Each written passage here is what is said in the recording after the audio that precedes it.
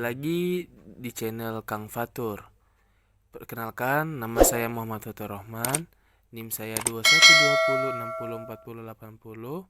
Saya prodi dari Mazawa, Manajemen Zakat dan Wakaf. Hai teman-teman, saya akan memaparkan presentasi saya yang berjudul Zakat Fitrah dan Zakat Mal dan berbagai macam zakat yang lainnya. Sebelum kita memasuki tema, yaitu zakat fitrah dan berbagai macam lainnya, saya akan mendefinisikan apa sih itu zakat. Menurut bahasa, zakat adalah mensucikan, bertumbuh, berkembang, subur, dan bertambah. Menurut istilah, zakat adalah harta yang wajib dikeluarkan oleh umat muslim apabila syarat yang diatur sesuai aturan agama yang dikeluarkan kepada 8 asnaf penerima zakat. Apa saja sih 8 asnaf itu? Yang pertama, fakir, miskin, amil zakat, mu'alaf, ghorim, rikob, fisabilillah, dengan ibnu sabil. Baiklah, kita memasuki tema kita, yaitu zakat fitrah dan zakat mal. Apa sih zakat fitrah dan zakat mal itu? Pengertian zakat fitrah. Zakat fitrah adalah salah satu dari zakat yang wajib, yaitu dari sebuah jenis yang wajib dikeluarkan di bulan Ramadan oleh setiap individu mereka dan mampu serta sesuai dengan syarat yang telah ditetapkan. Zakat fitrah tersendiri menjadi salah satu bagian dari rukun Islam yang keempat. Oleh karena itu, Islam mewajibkan zakat untuk menjadi salah satu pilar agama. Kita sebagai umat muslim wajib untuk melakukan pembayaran zakat, terutama zakat fitrah.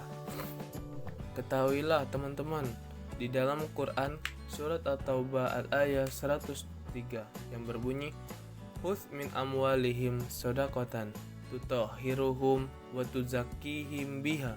Yang artinya, ambillah zakat dari sebagian harta mereka. Dengan zakat tersebut, engkau membersihkan dan mensucikan mereka. Adapun syarat-syarat zakat fitrah, yang pertama yaitu merdeka, yang kedua yaitu Islam, yang ketiga yaitu baligh, yang keempat yaitu harta harus mencapai nisab, yang kelima mencapai haul, yang keenam itu adalah tidak berhutang. Bagaimana sih cara melaksanakan atau waktu pelaksanaannya zakat fitrah? Yang pertama yaitu ada waktu wajib, yakni saat matahari terbenam di hari terakhir Ramadan menuju Idul Fitri. Yang kedua waktu sunnah, yaitu sholat subuh dan sebelum sholat Idul Fitri dilakukan. Yang ketiga yaitu waktu mubah, yaitu pada awal bulan Ramadan sampai akhir bulan Ramadan. Yang keempat, waktu makruh, yaitu setelah sholat Idul Fitri, tetapi saat sebelum matahari terbenam pada hari Idul Fitri. Yang kelima yaitu waktu haram, yaitu setelah matahari terbenam pada hari raya Idul Fitri. Bagaimana sih mikdar zakat fitrah yang harus kita keluarkan? Yaitu adalah jenis makanan pokok berupa beras dan sebagainya.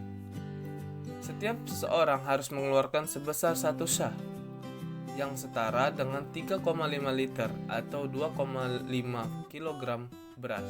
Apabila sahabat zakat ingin menggantikan dengan uang, sahabat harus membayar sesuai dengan harga dari 2,5 beras tersebut.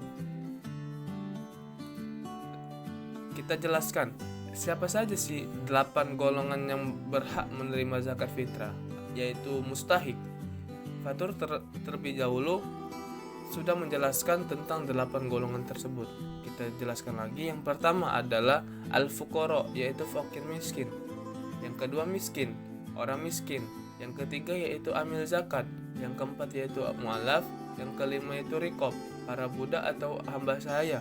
Yang keenam yaitu al-ghorim, orang-orang yang memiliki hutang. Yang ketujuh yaitu fisabilillah, orang yang berjuang di jalan Allah. Yang ke-8 yaitu fisabilillah atau ibnu sabil, orang yang sedang dalam perjalanan. Baik, kita memasuki definisi zakat mal. Apa sih itu zakat mal? Zakat yang dikenakan atas harta, yaitu mal yang dimiliki oleh seseorang atau lembaga dengan beberapa syarat dan ketentuan yang berlaku dalam hukum Islam. Pengertian zakat mal dan zakat harta adalah zakat yang harus dikeluarkan oleh individu ketika harta orang tersebut telah memenuhi ketentuan nisab dan telah mencapai 1 tahun. Adapun syarat-syarat harta dan ketentuan zakat mal sebagai berikut. Yang pertama, harta dimiliki sepenuhnya. Yang kedua, harta bisa berkembang. Yang ketiga, harta telah mencapai nisab. Yang keempat, harta lebih dari kebutuhan pokok. Yang kelima, telah bebas dari hutang. Yang keenam, telah mencapai 1 tahun atau haul. Menurut pemahaman saya nih, zakat mal yaitu dikeluarkan ketika haul atau nisabnya sudah tercapai sebagaimana syarat-syarat mal tertentu, dan zakat mal tersebut tidak ada batas waktunya dan kapanpun itu dia bisa membayarnya. Jadi zakat mal ini tidak ada waktunya, dan apabila sudah memenuhi kriteria atau menuju haulnya, maka zakat mal ini harus kita bayar.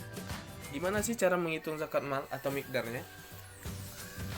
85 gram emas yang dia miliki selama 1 tahun atau 12 bulan, ukuran nisab zakat mal tahun ini yaitu 85 gram dikali, kita ambil contohnya aja ya, 85 gram dikali misalkan uang kita ini rupiahnya 666.000 atau sama dengan 56,61 juta. Siapa saja sih yang wajib, orang yang mustahik zakat mal? Yang pertama yaitu fakir, yang kedua orang miskin. Kita menjelaskan komoditi yang harus dizakati. Apa saja? Yang pertama yaitu bahan pokok semacam beras, gandum, jawawut dan lain-lain. Yang kedua yaitu adalah madu. Ketiga yaitu uang, 4 emas, 5 perak dan 6 logam. Baiklah, sampai sini kita telah menjelaskan tentang zakat mal. Kita menjelaskan lagi tentang zakat pertanian. Apa sih zakat pertanian itu? Zakat yang dikeluarkan setelah panen dari hasil pertanian jika telah mencapai nisab, itulah disebut dengan zakat pertanian. Saya mengambil landasan pada Al-Quran di surat Al-An'am ayat 141 yang berbunyi, dan dialah yang menjadikan kebun-kebun yang berjunjung dan yang tidak berjunjung, pohon kurma, tanam-tanaman, dan bermacam buah-buahan, zaitun dan delima yang serupa bentuk dan warnanya dan tidak sama dan rasanya juga. Makanlah dari buahnya yang bermacam-macam itu bila berubah, dan tunaikanlah haknya. Hak maksudnya di sini zakatnya di hari memetiknya. Nisab zakat pertanian sebagai berikut: 652,8 kg gabah atau 520 kg untuk hasil panen berupa makanan pokok. Jika selain makanan pokok, maka nisabnya disamakan dengan makanan pokok paling utama di daerah disebut. Besaran zakat pertanian ada 2 macam. Ada 2, yaitu pertanian. Yang pertama adalah apabila dialiri dengan air hujan, sungai, dan mata air, maka besar zakat yang dikeluarkan yaitu adalah 10% dari hasil panen. Zakat yang dikeluarkan hasil panen dikali 10% dari zakat tersebut. Yang kedua, jika dialiri dengan cara disiram dengan menggunakan alat atau irigasi, maka besar zakat yang dikeluarkan yaitu 5% dari hasil panen. Zakat yang dikeluarkan hasil panen dikali 5%. Oke, kita melanjut. Nah, di sini Pak Tor akan menjelaskan apa sih zakat pertambangan. Zakat pertambangan itu adalah zakat yang dikeluarkan oleh hasil tambangannya. Nah, oke. Mengenai zakat pertambangan nih, apa saja yang harus dikeluarkan? Jadi, menurut Abu Hanifah dan kawan-kawan, zakat barang tambang harus dikeluarkan zakatnya sebesar 20%. Tetapi Ahmad dan Ishaq berpendapat bahwa dikeluarkan zakatnya sebesar 2,5%. berdasarkan kias dengan zakat uang. Berarti sama aja dengan zakat uang. Ini menurut Abu Hanifah dan kawan-kawannya para sahabat, dan menurut Ahmad dan Ishaq. 1. Diperoleh melalui usaha yang sangat berat. Jadi zakat ini harus diperoleh melalui usaha. Yang kedua, diperoleh melalui tanpa usaha dengan berat. Contohnya nih, dengan usaha yang berat nih, tentang hal itu telah sudah disepakati bahwa hanya dikenakan zakat biasa. Kalau zakat yang berat tadi nih, dalam hal ini Maliki tidak mempunyai pendapat yang tegas. Ia mengatakan bahwa besar zakatnya 2,5 sama dengan zakat uang, tetapi yang lain mengatakan bahwa zakat yang harus dikeluarkan adalah 20%. Jadi yang Patur jelaskan ini adalah pendapat menurut Abu Hanifah tersebut. Ini penjelasannya. Baiklah, zakat hewan ternak adalah zakat yang wajib dikeluarkan. Zakat mal atas hewan ternak yang dimiliki seperti kambing, unta, sapi, dan lain sebagainya, sampai mencapai nisabnya. Yang pertama nih, kita menjelaskan tentang zakat nisab. Nisab dan ukuran zakat unta nih. Kita lihat di slide sebagai berikut. Sudah dijelaskan zakat unta. Lanjut. Jika aset 140 ekor unta, maka cara menghitungnya, ukuran zakatnya adalah setiap kelipatan 40 ekor, zakatnya 1 ekor unta betina umur 2 tahun, dan setiap kelipatan 50 ekor, zakatnya 1 ekor unta betina 3 tahun. Ini contoh-contohnya. Kita ambil contohnya, kita lihat di slide ya. Baiklah, selanjutnya nisab zakat sapi. Itu ada contohnya di slide. Semuanya ada di sini. Lanjut. Nah, di sini juga ada nisab zakat kambing, dan ada contoh-contohnya juga, dan ada bagannya juga di sini. Nah, kita lanjut ke zakat perdagangan nih. Apa sih zakat perdagangan itu? Zakat perdagangan disebut juga zakat perniaga. Zakat perniaga adalah zakat yang diwajibkan untuk dibayar dari harga niaga. Yang maksudnya dengan harta niaga adalah harta atau aset yang diperjualbelikan untuk mendapatkan keuntungan. Apa saja sih? Bagaimana sih kadar zakat niaga? Yang pertama, nisab zakat perdagangan adalah senilai dengan 85 gram emas. Yang kedua, usaha tersebut sudah berjalan selama 1 tahun. Yang ketiga, kadar yang dikeluarkan sebesar 2,5%. Yang keempat, dapat dibayar dengan uang atau barang. Yang kelima, dikenakan pada perdagangan baik individu maupun perseroan. Nisab zakat perdagangan senilai 85% emas dengan tarif zakat sebesar 2,5 dan sudah mencapai 1 tahun haul. Nah, ini bagaimana sih cara menghitung zakat perdagangan? Sudah Fatur jelaskan di slide, silakan dilihat.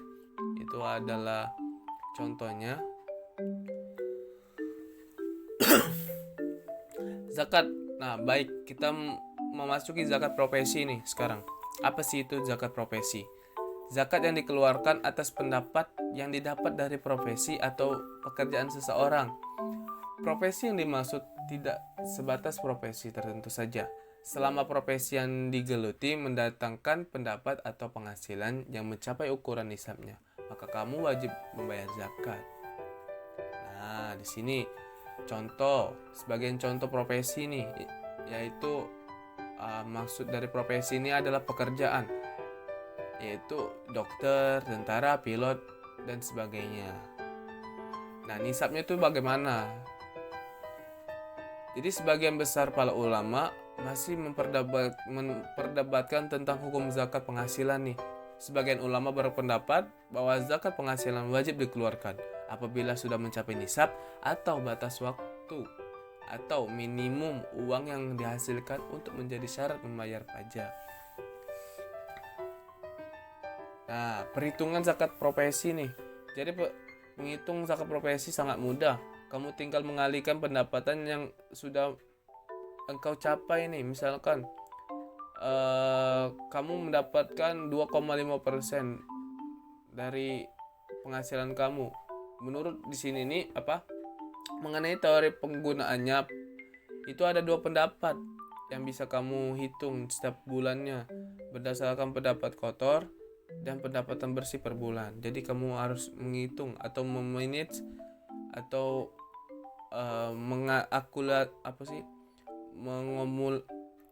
memutarkan atau bisa space antara pendapatan kotor dan pendapatan bersih setiap bulannya. Ini sudah kita jelaskan kadar-kadarnya di sini di slide. Nah, terima kasih. Ini yang mungkin bisa saya sampaikan, pemaparan materi dari zakat mal sampai zakat yang lain-lainnya. Mungkin cukup sekian presentasi yang bisa saya bawa. Saya Muhammad Fatur Rahman. Apabila saya mempunyai kekurangan, saya meminta maaf, dan kesalahan saya juga meminta maaf, dan Allah saya meminta ampun. Wassalamualaikum warahmatullahi wabarakatuh. Terima kasih teman-teman.